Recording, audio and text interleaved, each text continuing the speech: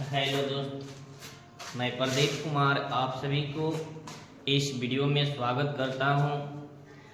बहुत सारे विद्यार्थियों के कहने पर मैं आज आप सबके बीच आपके इस वर्ष बिहार विद्यालय परीक्षा समिति के द्वारा तैयार की गई मॉडल पेपर को लेकर आए हैं। आप सब इसमें अंत तक वीडियो में बने रहेंगे। आपको सभी वस्तुनिष्ठ सवाल और लघुत्तरीय तथा उसके साथ साथ दीर्घोत्तरीय सवालों का मैं बारी बारी से हल कराऊंगा। जो बहुत ही हमको कल प्रेरित की काजल सिंह राजपूत की सर मॉडल पेपर आ गया है, थोड़ा सा हम लोग का मॉडल पेपर हल कर दीजिए। तो आज हम लेकर के आए हैं आप सबके बीच। तो आप सब इस वीडियो में अंत तक बने रहेंगे। बहुत ही अच्छा होने वाला है, क्योंकि आप लोग कहते हैं कि सर मॉडल पेपर से आएगा। नहीं, मॉडल पेपर से नहीं आता है, लेकिन मॉडल पेपर इसलिए बनाया जाता है कि उसका आधार बता देता है कि किस प्रकार का पेपर आपके परीक्षा में होने वाली है। उस प्रकार से आप घर में तैयारी कीजिएगा। किस किस यूनिट को रखा गया है, किसको हटा दिया गया है। तो इसमें एक भी यूनिट नहीं हटाया गया है। आप लोग अंत तक बने रहेंगे तो बड़ी मजा आएगा इस वीडियो में।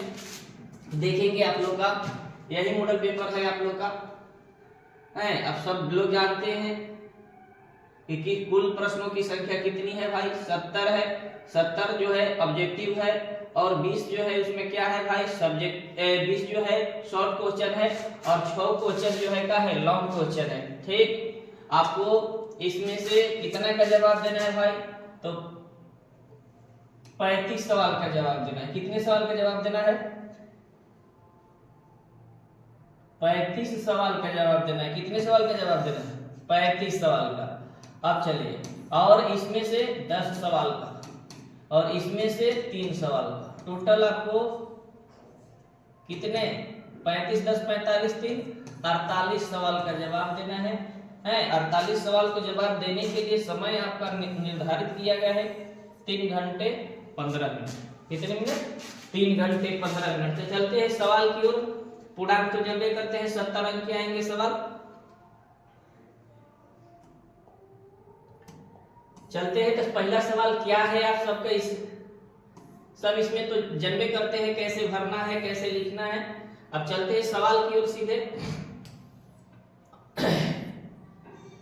सबसे पहले आप ऑब्जेक्टिव सवाल को हल करेंगे। अब बहुत ही इसी के आधार से आप लोग घर में पढ़िएगा। तो चलते हैं सेक्शन खंड अ सेक्शन ए।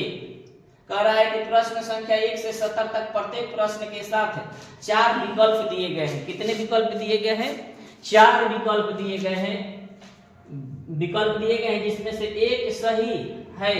अपने द्वारा चुने गए सही विकल्पों को OMR शीट पर चिन्हित करें कि नहीं 35 प्रश्नों का उत्तर दें।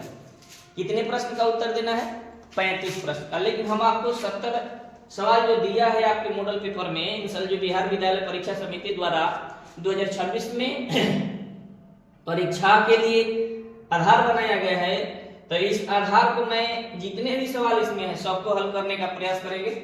आप लोग अंत तक वीडियो में बने रहेंगे। आज आपको हम केवल ऑब्जेक्टिव सवाल हल कराएंगे, अगले दिन आपको सब्जेक्टिव कर देंगे। चलिए देखिए,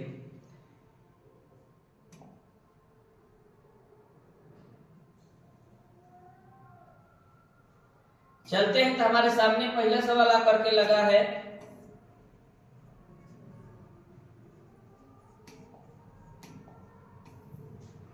पहला सवाल देख रहे होंगे, स्क्रीन पर लगा है आकर के आपका।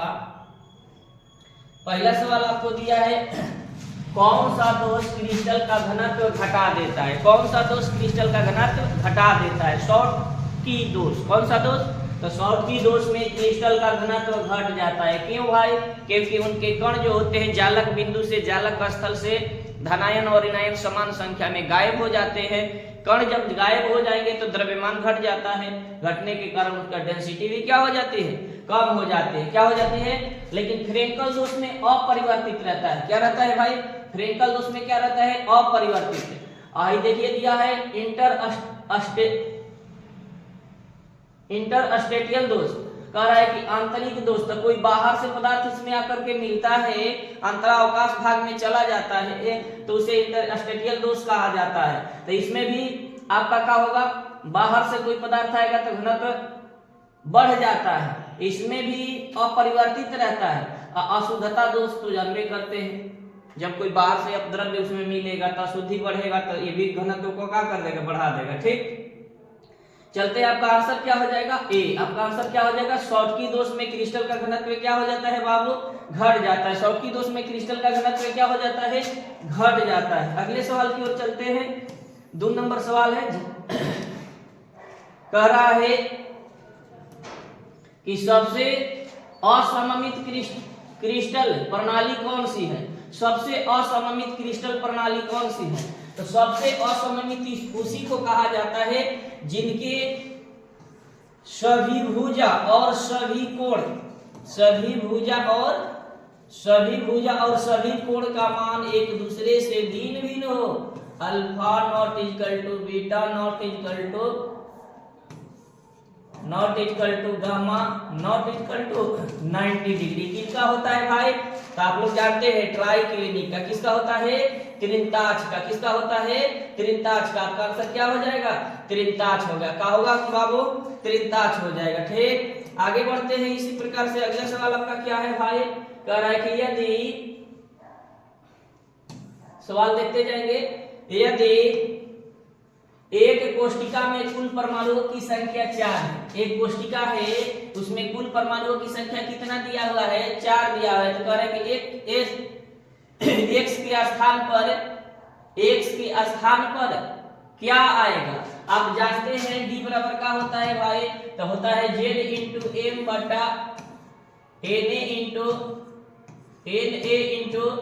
a cube. अब देखिए यहाँ ध्यान से, z बराबर क्या होता है भाई, परमाणु की संख्या। z बराबर क्या होता है भाई, परमाणु की संख्या। तो d बराबर क्या होगा भाई, 4। z के मान कितना है, 4 m बटा na इंटू a क्यूब। अब बताइए यहाँ पर z के, यहाँ पर देख लेंगे x के स्थान पर कितना आया है, x के स्थान पर क्या आया है भाई आपका 4m। देख लेंगे ऑप्शन इसमें कौन सा है आपका 4m, तो ऑप्शन आपका है 4m कौन सा, तो b है। कौन सा है भाई, तो b है। आंसर आपका क्या हो जाएगा, b नंबर हो जाएगा, 4m हो जाएगा। क्या हो जाएगा, 4m हो जाएगा। अगले सवाल की ओर चलते हैं, कह रहा है अगला सवाल आपका,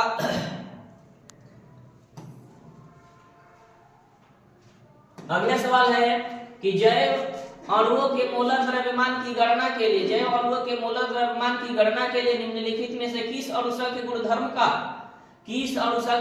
का उपयोग किया जाता है। परासरण दाब, किसका, परासरण दाब का उपयोग किया जाता है।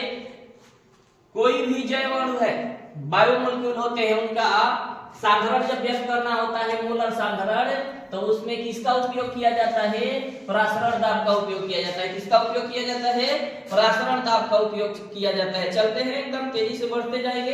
अगला सवाल 5 नंबर है आपका। 5 नंबर सवाल कह रहा है कि निम्नलिखित में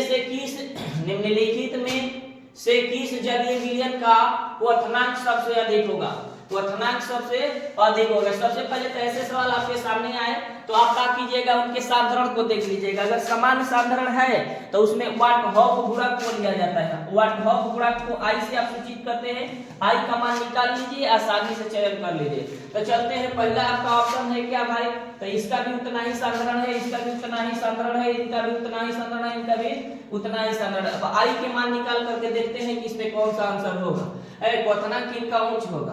अब चलते हैं, तो सबसे पहले देख लीजिए इसका, अगर आप आई का मान निकालना जानते हैं, सबसे पहले उसे तोड़ा जाता है आयन में। किसमें तोड़ा जाता है, तो सोडियम को NaOH को तोड़िएगा तो आपको देगा का सोडियम आयन, और क्या देगा भाई, हाइड्रोक्साइड आयन देगा। अब देखिए यहाँ संख्या इनकी कितनी थी, 1, यहाँ संख्या 1 और इनका भी 1, तो कितना हो गया भाई, 2 भागा 1।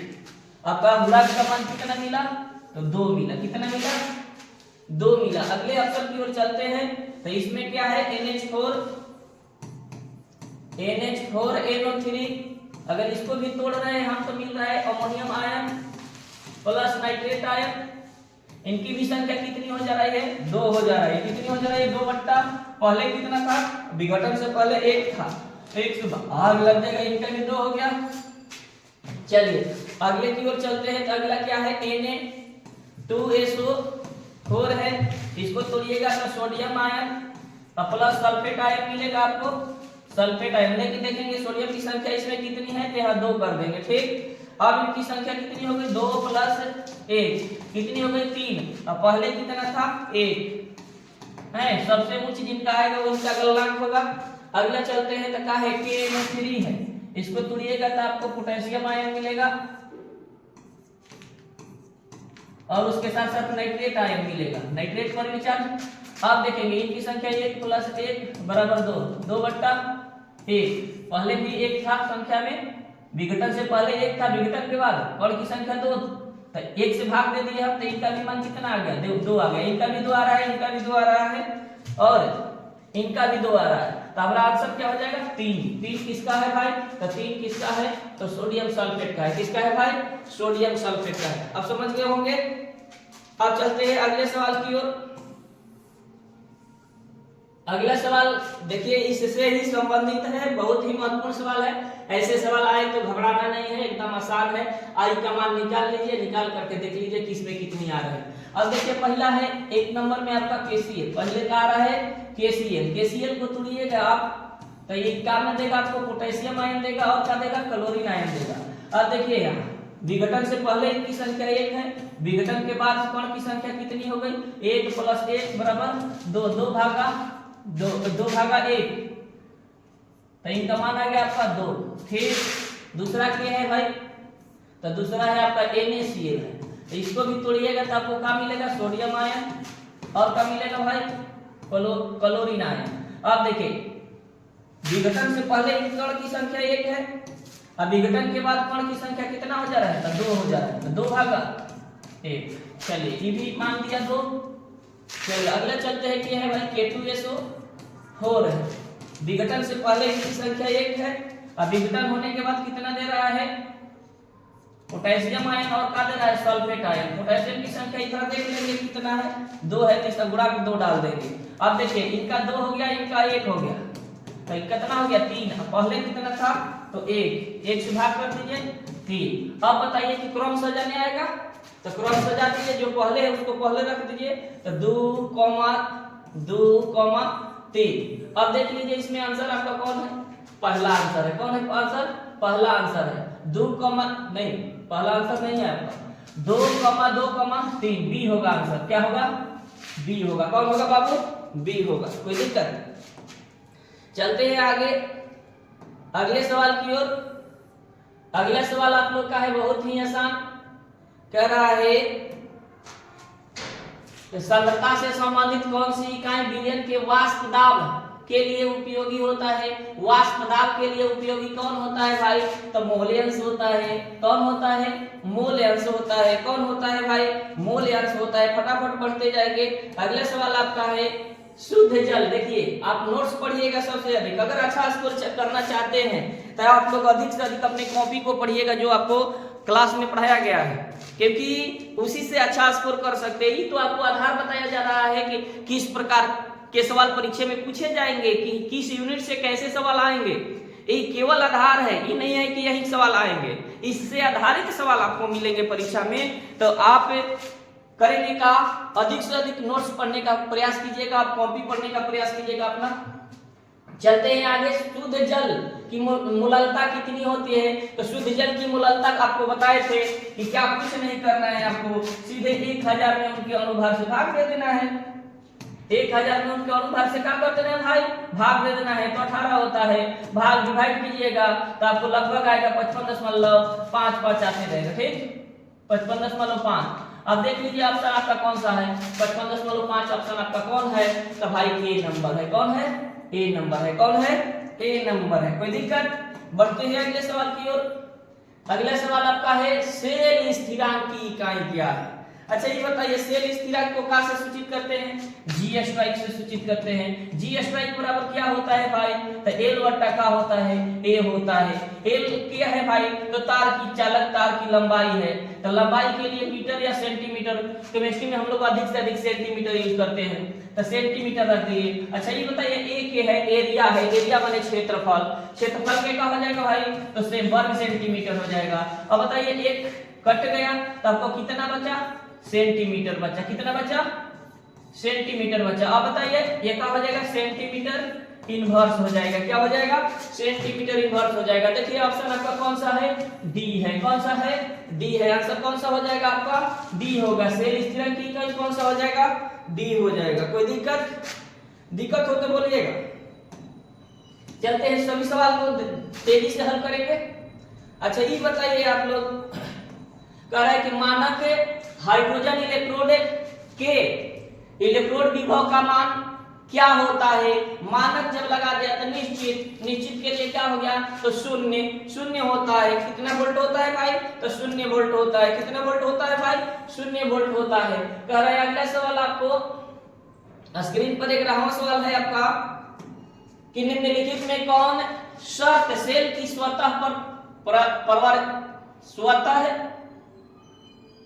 परिवर्तिता के लिए सही है? स्वतः परिवर्तिता के लिए सही क्या है भाई? तो डेल्टा जी का मान निगेटिव होना चाहिए। डेल्टा जी का मान क्या होना चाहिए? निगेटिव। और मानक इलेक्ट्रोड विभव का मान क्या होना चाहिए भाई? तो पॉजिटिव होना चाहिए। तब जाकर के सेल स्वतः कार्य करता है। देख लीजिए आपका ऑप्शन कौन सा है, मिला लीजिए। इसमें आपका ऑप्शन ए है। आपका ऑप्शन क्या है भाई? ए है। मिला लेंगे, देख लेंगे आप लोग का सही आंसर क्या हो जाएगा? Delta G negative, epsilon not positive. आगे चलते हैं, अगला सवाल है सवाल संख्या 12 है। देखिए एक मोल इलेक्ट्रॉन पर कितना आवेश होता है? तो भाई हो जाएगा कितना? तो 1 फैराडे। कितना फैराडे हो जाएगा भाई? तो 1 फैराडे बराबर कितना होता है? तो 96,500 कूलम होता है। अब हटा दीजिए कूलम को, अंत में क्या होता है? डेसिमल होता है। अब देखिए यहाँ डेसिमल को यहाँ से एक पद गए, फिर गए कितना? 2 पद। तो जब एक पद जाते हैं तो घात 1 होता है, 2 पद जाते हैं तो 2 होता है, 3 पद जाते हैं तो 3 होता है, 4 पद जाते हैं तो 4 होता है। तो आपको क्या हो जाएगा आंसर? तो 4 पद हम गए हैं। 9.65 आगुने 10 के पावर कितना हो जाएगा भाई? तो 4 हो जाएगा। देख लीजिए ऑप्शन आपका कौन सा है, मिला लीजिए। ऑप्शन आप लोग का बी नंबर है। ऑप्शन क्या है भाई? तो बी नंबर है। ऑप्शन क्या है भाई? बी नंबर है। कोई दिक्कत? चलते हैं आगे अगले वीडियो की ओर, अगले सवाल की ओर। तो अगला सवाल आप लोग का है, देखेंगे। अगला सवाल है कि निम्नलिखित में से कौन सी शून्य कोटि की अभिक्रिया है? यह तो भाई याद करना पड़ेगा, इसमें कोई ट्रिक की जरूरत ना है, यह तो आपको रटना ही पड़ेगा क्योंकि यह प्रायोगिक मान होता है, इसमें हम कुछ नहीं कर सकते हैं। तो आप आंसर याद रखिए हमेशा। चलते हैं अगले सवाल की ओर।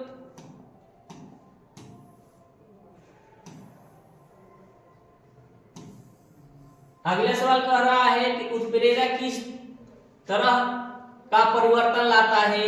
उत्प्रेरक सक्रियता में परिवर्तन लाता है, सक्रिय ऊर्जा को बढ़ाता है या सक्रिय ऊर्जा को घटाता है? सक्रिय ऊर्जा को बढ़ाता है या सक्रिय ऊर्जा को घटाता है? तो सक्रिय ऊर्जा को बढ़ाता है या घटाता है? तो आंसर आपका कौन सा हो जाएगा? आपका आंसर क्या हो जाएगा? सी हो जाएगा। क्या हो जाएगा? सी हो जाएगा। ध्यान रखिएगा। अगले सवाल की ओर चलते हैं। कह रहा है कि शून्य कोटि की अभिक्रिया, शून्य कोटि की अभिक्रिया के लिए क्या हो जाएगा भाई? तो mole litre inverse second inverse हो जाएगा। मोल लीटर इनवर्स और सेकेंड इनवर्स। शून्य कोटि की अभिक्रिया के दर स्थिरांक कहे या शून्य कोटि की अभिक्रिया की इकाई कहे, दोनों एक ही होता है, दोनों एक ही होता है। चलते हैं अगले सवाल की ओर। अगला सवाल है हमारा,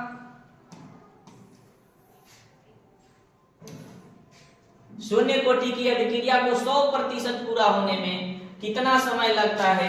100% पूरा होने में कितना समय लगता है? तो चलिए शून्य कोटि की अभिक्रिया में T बराबर आपको क्या मिलता है भाई? A/K मिलता है। तो कह रहा है कि 100% पूरा होने में A/K का मिलता है, के मिलता है। अगर यही कह देता 50% कह देता, हाफ टी का मान कह देता, तो होता है क्या कर देंगे, कुछ नहीं करेंगे, 2 भाग लगा देंगे, ए बाई का हो जाएगा 2k। अब आप देखिए क्या कह रहा है कि शून्य कोटि की अभिक्रिया को 100% पूर्ण होने में, तो 100% के लिए क्या आंसर हो जाएगा, a बाई के हो जाएगा। देख लीजिए आपका क्या है भाई, तो a बाई के है। कौन हो जाएगा आंसर आपका, ऑप्शन ए हो जाएगा। ऑप्शन क्या हो जाएगा, ए हो जाएगा। चलते हैं अगले सवाल की ओर। अगला सवाल आप लोग का है 17 नंबर सवाल बोल रहा है कि निम्नलिखित में से किस प्रक्रिया में दो प्रवस्था के बीच कोई अंतरापृष्ठ नहीं होती है। किसके बीच भाई, तो विषमांगी के बीच। किसके बीच, विषमांगी के बीच। किसके बीच भाई, तो विषमांगी के बीच में कोई अंतरापृष्ठीय व्यवस्था नहीं होती है। विषमांगी में, इस तीनों में होता है भाई, है विषमांगी में। किसमें, विषमांगी में। चलते हैं अगला सवाल की ओर। अगला सवाल है आप लोग का, याद करते जाइएगा, बड़ी मारेंगे नहीं है, याद होगा तो अच्छा अंक लाना है तो मेहनत करना है जरूरी है। चलते हैं अगले सवाल की ओर। निम्नलिखित में से कौन सी भौतिक अधिशोषण के लिए एक अनुकूल स्थिति नहीं है। भौतिक अधिशोषण होने के लिए क्या चाहिए, तो उच्च दाब पर तो हो सकता है, ऋणात्मक मान पे हो सकता है, लेकिन उच्च तापमान पर कभी नहीं हो सकता है। तो आपका आंसर क्या हो जाएगा, आपका आंसर हो जाएगा सी हो जाएगा। आंसर क्या हो जाएगा भाई, सी। उच्च ताप पर, उच्च ताप जो होता है भौतिक अधिशोषण के लिए अनुकूलित नहीं होता है। चलते हैं आगे, अगले सवाल की बात करेंगे हम। चलते हैं अगले सवाल आपका क्या है, थोड़ा देखेंगे, तेजी से निकलेंगे। अगला सवाल है आपका, निम्नलिखित में से कौन सही ढंग से सुमेलित नहीं है। सुमेलित माने एक जैसा नहीं है। दूध को पायस कहवे करते हैं, पनीर को जेल कहवे करते हैं, धुआं को एरोसोल कहते हैं, कोहरा को ठोस सॉल नहीं कहा जाता है, इसको भी एरोसोल के अंतर्गत रखा जाता है। तो आपका आंसर हो जाएगा क्या, बी, कोहरा हो जाएगा। कोहरा सॉल ठोस सॉल नहीं है। द्रव जो होता है गैस में रहता है। द्रव जो रहता है कहां पर रहता है भाई, तो गैस में रहता है। अगले सवाल में चलते हैं लेकर के 20 नंबर सवाल आपका है कि उस कोलाइडी तंत्र का क्या नाम है जिसमें दोनों परिक्षेप्य प्रवस्था और परिक्षेपण माध्यम तरल रहते हैं। तो तरल तो आप जानते हैं भाई, तो पायस होता है। आंसर आपका क्या हो जाएगा, ए हो जाएगा। आंसर क्या हो जाएगा आपका, ए हो जाएगा। पायस में जो होते हैं दोनों तरल अवस्था में रहते हैं। दोनों परिक्षेप्य प्रवस्था और परिक्षेपण माध्यम दोनों अगर तरल हो तो उसे पायस कहा जाता है। इसका सबसे अच्छा उदाहरण दूध होता है। क्या होता है भाई, दूध होता है।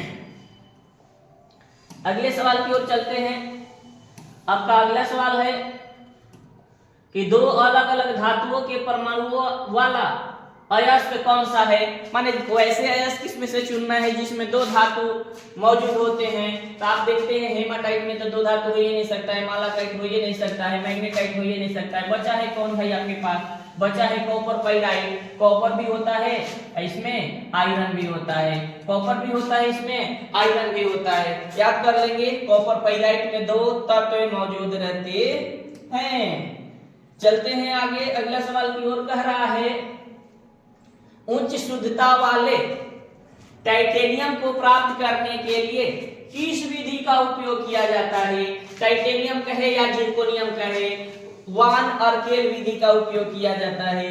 किसका उपयोग किया जाता है भाई, वान अर्केल विधि का उपयोग किया जाता है। किस विधि का उपयोग किया जाता है, वान अर्केल विधि का उपयोग किया जाता है। किस विधि का उपयोग किया जाता है बाबू, वान अर्केल विधि का उपयोग किया जाता है। अगला सवाल आपके सामने है कि निम्नलिखित में से किस धातु का कार्बन अपचयन प्रक्रिया द्वारा नहीं किया जा सकता है। अपचयन प्रक्रिया द्वारा किस धातु का नहीं किया जा सकता है। तो आप लेड का कर सकते हैं, जिंक का कर सकते हैं, मरकरी का कर सकते हैं, लेकिन एल्युमिनियम का नहीं कर सकते हैं। आंसर आपका क्या हो जाएगा, बी हो जाएगा, एल्युमिनियम हो जाएगा। क्या हो जाएगा, एल्युमिनियम हो जाएगा। चलते हैं अगले सवाल की ओर। अगला सवाल क्या है भाई, कह रहा है कि निम्नलिखित में से किस अयस्क का संधारण रासायनिक निछालन विधि द्वारा किया जा सकता है।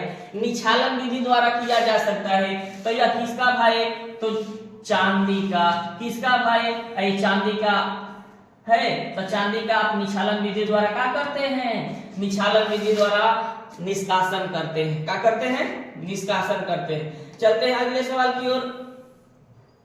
कह रहा है कि परगलन का उद्देश्य क्या है? परगलन का उद्देश्य क्या है भाई? तो परगलन का उद्देश्य होता है अपचयित करना। क्या करना भाई? अपचयित करना। क्या करना? अपचयित करना। परगलन का उद्देश्य क्या है? अपचयित करना। परगलन का उद्देश्य क्या है बाबू? अपचयित करना। अगले सवाल आपके सामने है, निम्नलिखित में से कौन से तत्व पाई, पी पाई और डी पाई बंधन शामिल होते हैं? पी पाई और डी पाई बंधन के लिए आपको अतिरिक्त डी सेल चाहिए, तो डी सेल मिलाइए। कार्बन में होता नहीं है, नाइट्रोजन भी नहीं होता है, बोरॉन में भी नहीं होता है। आपका आंसर क्या हो जाएगा? फास्फोरस। क्या हो जाएगा आपका आंसर? फास्फोरस में अतिरिक्त डी उप कक्षा पाया जाता है। अतिरिक्त डी उप कक्षा पाए जाने के कारण वही जो होते हैं पाई, पी और पाई, पी पाई और डी पाई बंधन का निर्माण करते हैं। इसके लिए आपको तीसरा चाहिए कक्षा। कौन सा चाहिए? तीसरा। अब चलते हैं आगे। अगला सवाल है बाबू, बहुत ही महत्वपूर्ण है। आप लोग को 10 क्लास में भी ऐसा सवाल पूछा था, इस बार भी आएगा ऐसा सवाल। इससे जितने संबंधित होते हैं सबको बता देते हैं। जैसे यहाँ दिया है H3PO2, तो आप कहते हैं कि जितने OH त्याग कर सकता है वह उतना ही उनकी जो होती है क्या होती है भाई? क्षरकता होती है। तो अब देखेंगे H3PO2 जो होते हैं एक OH त्याग करते हैं। एक आता है सवाल यहीं से H3PO3, यह 2 त्याग करते हैं। एक आता है सवाल यहीं से H3PO4, इनका जो होते हैं 3 OH समूह त्याग करते हैं। अब बताइए यह एक भाषमिक हो गए, द्विभाषमिक हो गए या क्या हो गए? त्रिभाषमिक। तो हम लोग से तो यही पूछा है, तो इसका मान कितना भाई? तो एक भाषमिक। तो ऑप्शन का कौन सा सही हो जाएगा भाई? ए नंबर सही हो जाएगा। आगे चलते हैं। बहुत ही अच्छा वीडियो होने वाला है, अंत तक बने रहेंगे। सभी सवाल को हल करेंगे, 70 में 70 सवाल को हल करेंगे आज। चलते हैं अगला सवाल है, निम्नलिखित में से सबसे अधिक क्षारीय कौन है? निम्नलिखित में से सबसे अधिक क्षारीय कौन है भाई? तो अमोनिया है। कौन है भाई? निम्नलिखित में से सबसे क्षारीय अमोनिया है। क्यों भाई? क्योंकि यह निर्जन युग्म इलेक्ट्रॉन का त्याग भी करता है। यह इसके साथ साथ यह लिगेंड का व्यवहार भी दर्शाता है। एक प्रकार का लिगेंड भी है, एक दंती लिगेंड के रूप में काम करता है। चलते हैं अगले सवाल की ओर।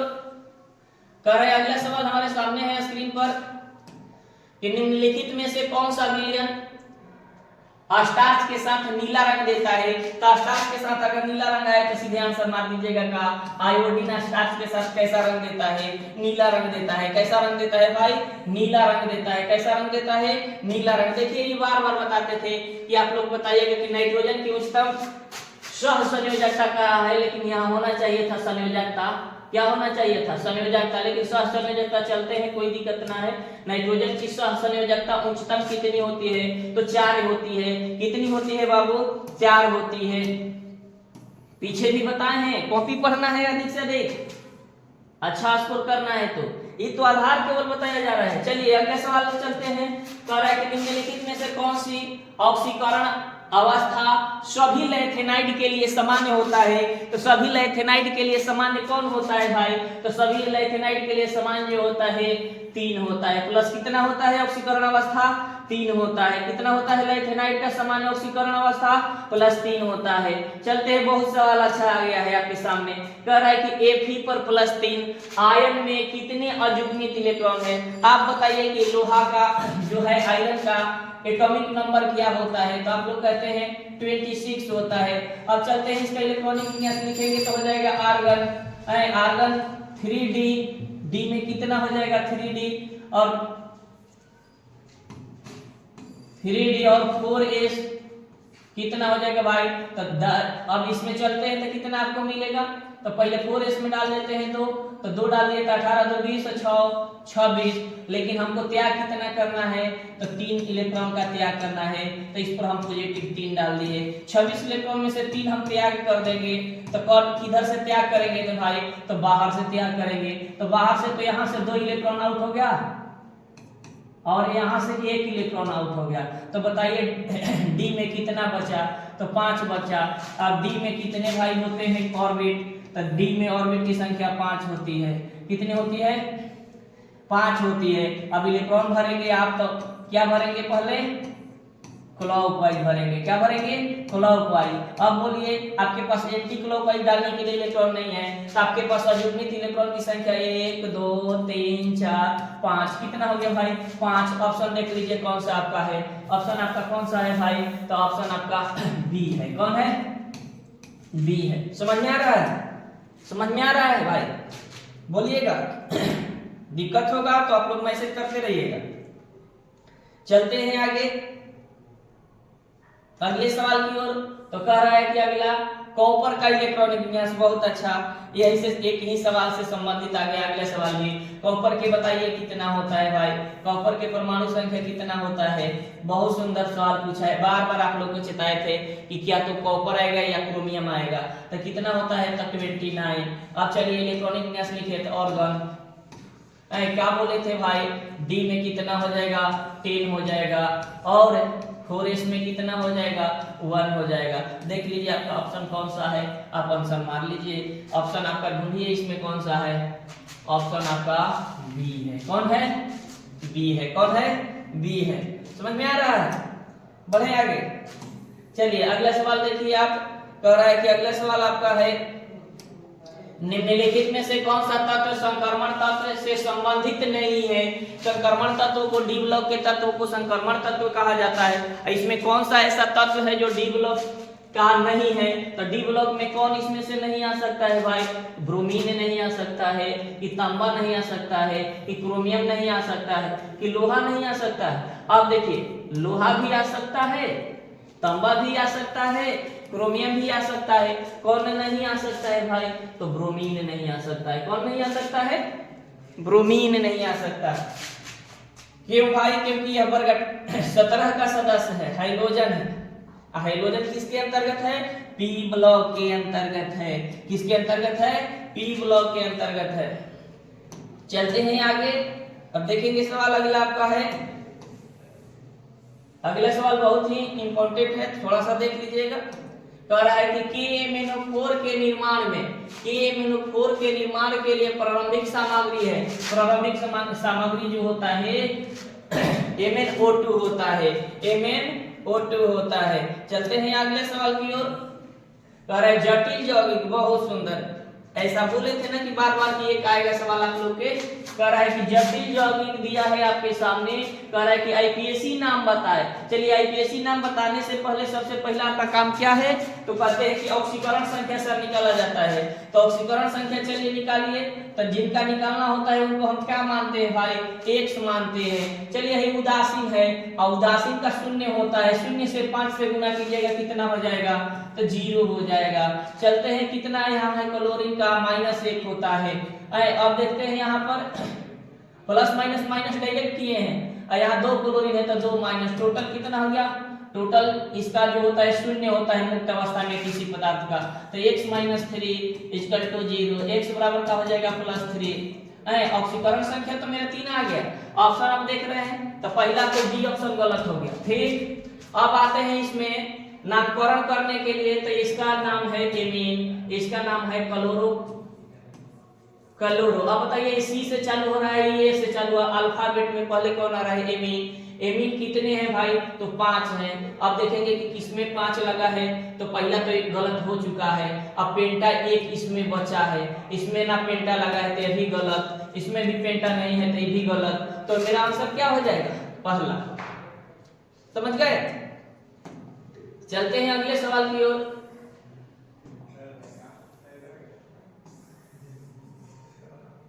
निम्नलिखित में से कौन सा हाइड्रोएरिन है, हाइड्रोएरिन। एरिन किसे कहते हैं भाई, तो जब बेंजीन में से एक हाइड्रोजन परमाणु को हटा देते हैं तो उसे एरिन कहा जाता है। एरिन में जब आकर के हाइड्रोजन में कौन कौन आते हैं, फ्लोरीन, क्लोरीन, ब्रोमीन, आयोडीन, 4 सदस्य में से कोई आकर के जुड़ जाता है, उसे हाइड्रोएरिन कहा जाता है। तो देख लीजिए इसमें कौन आकर के जुड़ा है, क्लोरीन जुड़ा है, तो हाइड्रोएरिन क्या हो जाएगा, C6H5Cl हो जाएगा।